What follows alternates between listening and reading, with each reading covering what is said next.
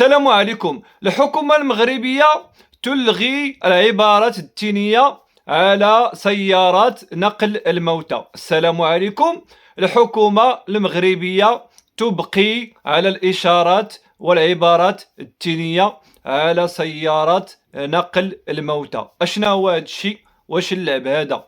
جاي لله بغيت ندير فيديو على إلغاء هاد الشعارات والآيات القرآنية وكلمة التوحيد من سيارات نقل الموتى.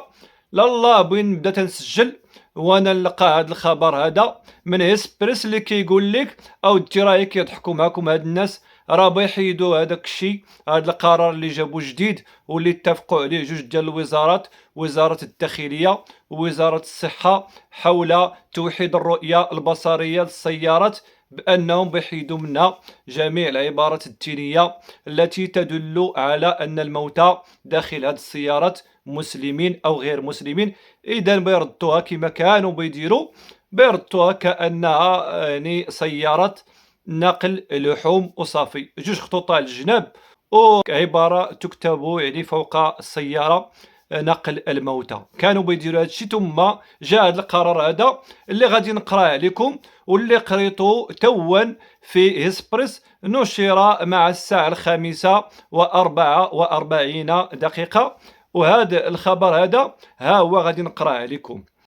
قال لك: علمت جريدة هيسبريس من مصدر مطلع أن الحكومة حافظت على إدراج عبارات مثل لا إله إلا الله محمد رسول الله وكل نفس ذائقة الموت ونقل أموات المسلمين على سيارات نقل الموتى. أي أنها قالت لك راه الحكومة بغات تخلي هذه العبارات وهي كلمة التوحيد وعبارة أو آيات كل نفس ذائقة الموت، ويعني التعريف بالسيارة ألا وهي سيارة نقل أموات المسلمين. هذا الشيء بيخليو.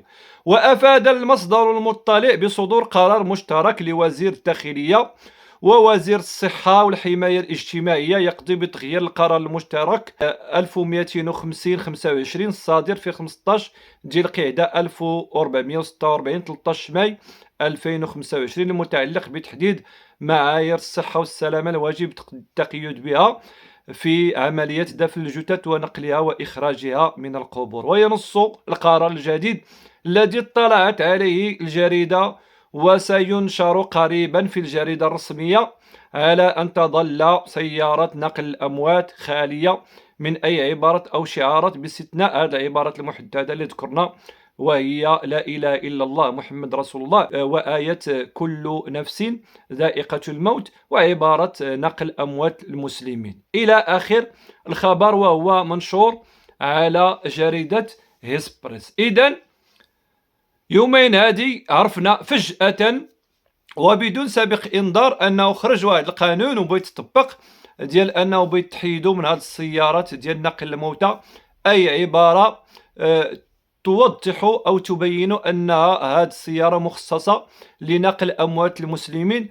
اللي هما نيت في واحد الخبر ديال اسبريس قالت لك في واحد التقرير ان المسلمين يشكلون من هذا الشعب 99.7%، وانه كان هذا القرار الخلفيه ديالو هو الحياد، بغا يديروا الحياد ما بين هذيك 99.7% وديك 0.3% ديال غير المسلمين، بغا يظلموا الاغلبيه باش يردوا الاقليه اللي هي اصلا لا تنقل في هذه السيارات وعندها سيارات مخصصه لها وعندها مقابر مخصصه لها كتحظى بالحمايه وكتحظى بواحد يعني العنايه التي لا تحظى بها اغلبيه مقابر المسلمين. وكنا عرضنا واحد الفيديو ديال واحد المقبره عندنا هنا في مراكش عرضه للمتشردين كيتزفوا فيها بالحجر، وكنا وجهنا من خلال هذاك الفيديو واحد النداء للسلطات وقلنا لهم اودي سيروا، وهي كذلك السلطات سريعا استجابت مع النداء اللي طلقناه من هذه القناه وطلقته كذلك قنوات اخرى، استجبوا بسرعه يعني لهذاك الشيء ومشاو وضعوا حد لهذاك التسيب في المقابر. اذا كما قلنا هذا القرار وهذا التخبط اللي كنشوفوه ما عرفناش واش هو تخبط فعلي يعني عشوائي وقرارات ارتجاليه او انها قرارات لجس نبض المجتمع المسلم. حنا من أكثر الدول في العالم اللي عندها واحد النسيج ديني موحد. حنا الحمد لله هاد المغرب أغلبية سكانه مسلمون سنيون على مذهب الإمام مالك، والإمام مالك كذلك فهو إمام أهل السنة والجماعة، ما عندناش مشكل في هذا الشيء. والتقرير كما قلت لكم اللي كنت عرضت عليكم كذلك لعله في منشور أو شيء من هذا القبيل، كيقول لك أنه عدد المسلمين اللي بهذا التوصيف اللي وصفت لكم هو 99.7. إذا حنا تقريبا كلنا مسلمين سنيين مالكيين، يعني غاديين كما كنقولوا في اتجاه واحد، ما عندنا لا طائفية ما عندنا أديان أخرى. فبحال هاد القرارات اللي خرجات واللي دابا كيقولوا انه بتلغى، بحال هذيك القرارات ما خصهاش اصلا تكون من الاساس، ما خصهاش تكون من الاساس، لانه حنا ماشي مثلا 51% ديال المسلمين و49% ديال غير المسلمين، حنا راه كلنا مسلمين وبلدنا مسلمون، وذلك منصوص عليه في الدستور، وملكنا هو امير المؤمنين، وهو الوحيد المتصف بهذه الصفة في العالم.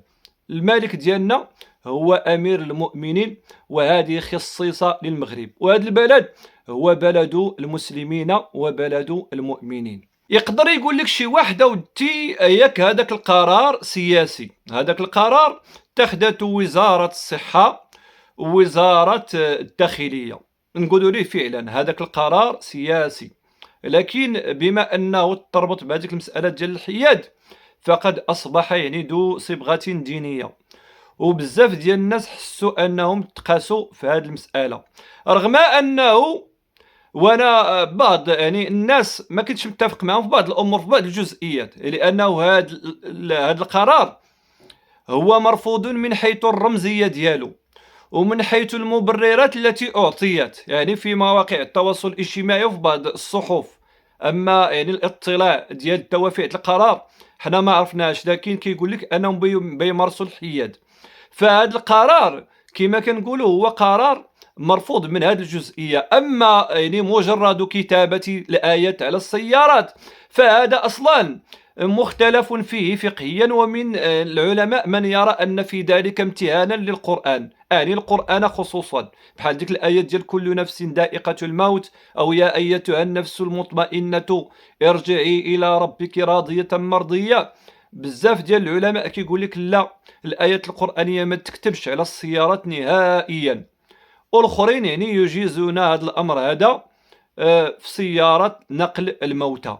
اذا حتى القرار فقهيا فليس محل اتفاق، لكن عنده رمزيه، وخصوصا كلمه التوحيد لا اله الا الله محمد رسول الله، فهي ما دخلش في هذه المساله ديال القران وفي المساله ديال الامتهان، فازالتها يعني كما كنقولوا قاست واحد الشريحه واسعه من المغاربه، واللي عبروا على الرفض ديالها في مواقع التواصل الاجتماعي طيله هاد اليومين. وكنت عرضت عليكم واحد المنشور ديال الدكتور رشيد بن كيران اللي هو كان في يعني في وزاره الاوقاف، كان كخطيب ثم اقيل يعني لاسباب لا نريد ذكرها. وهذا الشيء كما قلت لكم هذا الضغط هذا فهو يؤتي يعني ثماره، لانه بزاف ديال العلمانيين شافوا في هذاك القرار انتصار لهم، وقال لك نحو علمنة الدولة. شفنا لا دينيين وعلمانيين من داك 0.3% اللي كاين في المغرب خرجوا فرحين وكيطبلوا كأنه انتصار للعلمانية وكأنه انتصار للادينية في هذا البلد. لكن هذا القرار اللي دابا نقلت لكم في هيسبريس اللي على حسابي لك الكلام ديالها حتى صحيح، فهو كيخوي عليهم الماء البارد كما كنقولوا، كيبردهم لانهم سخنوا، كيبردهم وكيعطيهم واحد الدوش يعني من الماء الجامد باش ينوضهم من القلبه ويفيقهم من السخانه اللي هما فيها. فراه خصهم يعرفوا جيدا انهم في بلد الاسلام والمسلمين. ومازال غادي نرجعوا ان شاء الله لهذاك الموضوع ديال الافطار العلني ان كان في العمر بقيه. فاحببت ان ازف لكم هذا الخبر الذي سيدخل السرور على المغاربه المسلمين نظرا لرمزيه هذه الكتابه، فالكتابه نفسها يعني محل اختلاف بين الفقهاء أنفسهم فيما يخص كتابة الآيات القرآنية على السيارات عموما خشية تعرضها للامتهان. لكن كما قلنا بما أنه ذاك القرار كان تم نوراه واحد الدوافع ديال الحياد فإنه اعتبر غير مقبول ودار واحد الضجة كبيرة، وهذا الضغط المجتمعي فهو ضروري.